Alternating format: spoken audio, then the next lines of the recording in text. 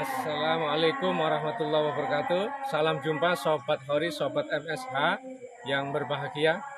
Saya sekarang ada di Komplek Pemakaman Joko Tingkir di Desa Pringgoboyo, Kecamatan Maduran, Kabupaten Lamongan.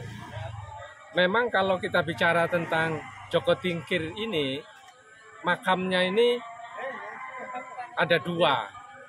Yang awalnya Joko Tingkir ini makamnya ada di Sragen.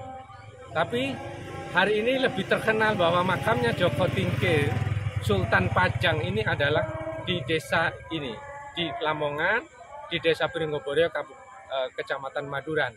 Dan referensi ini dari Gus Dur. Jadi setelah Gus Dur memberikan pemahaman ya bahwa makamnya beliau itu ada di sini. Nah, Gus Dur menerangkan bahwa Joko Tingkir ini dalam perjalanannya ke Madura untuk meminta izin dan menambah kedikdayaannya waktu itu untuk mau merebut kekuasaannya kembali yang direbut oleh Panembahan Senopati gitu. Sebelum nyampe ke sana dinasehatin gitu. Jadi dari Madura dinasihati oleh leluhurnya bahwa tidak perlu mengejar kekuasaan. Sudah biarkan saja, kamu urus rakyat, kamu urus umat. Akhirnya dari situ, nah perjalanan itu kan dari Jawa Tengah melewati Bengawan Solo sampai ke Madura. Jadi perjalanan ke Madura dulu melewati Bengawan Solo, gitu. Jadi bukan lewat yang seperti sekarang ya dari Selat Madura, tapi bukan dari Surabaya, tapi dari Bengawan Solo gitu, menuju ke daratan Madura. Nah dari perjalanan Joko Tingkir itulah akhirnya kembali dari Madura tidak ke wilayah Mataram, ya tidak ke wilayah Pajang, gitu, tapi akhirnya berhenti di desa ini dan disinilah beliau akhirnya meninggal, makanya makamnya ada di sini. Itu penjelasan Gus Dur.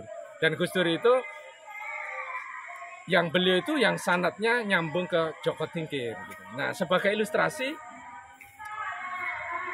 bahwa kerajaan Islam pengganti setelah Majapahit itu ada 3 garis keturunan. Jadi setelah Majapahit, Brawijaya V itu mempunyai istri yang pertama selirnya dari putri dari Cina gitu. Ada yang bilang Ningrat, ada yang bilang pengusaha yang melahirkan Raden Patah. Gitu. Dan Raden Patah inilah yang akhirnya mendirikan Demak Bintoro. Nah setelah era Demak berakhir, menjadi Pajang, yaitu Joko Tingkir ini. Nah, Joko Tingkir ini dari garis permaisuri, yaitu Putri Campa. Dari Putri Campa dan Putri Cina ibunya Raden Patah tadi itu juga sudah Muslim, jadi Cina yang Muslim. Nah, setelah Pajang, itu Mataram Islam yang Panembahan Senopati itu yang akhirnya melahirkan Jogja, melahirkan Surakarta, melahirkan Pakualam, juga melahirkan Mangkunegaran gitu. Yang Mataram Islam yang sampai hari ini masih ada itu adalah dari garis Brawijaya V dari pembantu dari Sulawesi. Nah, cerita ini ada di dalam Babat Tanah Jawi. Nah, kembali kepada Joko Tingkir, maka setelah beliau ini ada di sini di Pringgoboyo, setelah kekuasaannya berakhir dan beralih ke Panembahan Sumansasi, yaitu di Mataram gitu. Nah, disinilah kekuatan masyarakat beliau menyebarkan Islam, membangun Islam, termasuk putranya Pangeran Benowo, itu juga akhirnya menjadi tokoh ulama yang juga itu nanti menurunkan turun akhirnya ke yang sanad itu ke Kiai Hasyim Asy'ari yang ke Gus Dur itu. Makanya kalau Gus Muafik juga sangat tidak berkenan terhadap nyanyian Joko Tingkir yang Umi Daud itu kan dianggap tidak menghargai beliau ini, karena memang beliau ini adalah tokoh penting dalam sejarah perkembangan Islam dan juga yang melahirkan tokoh-tokoh Nahdlatul Ulama dan bergaris pada Gus Dur.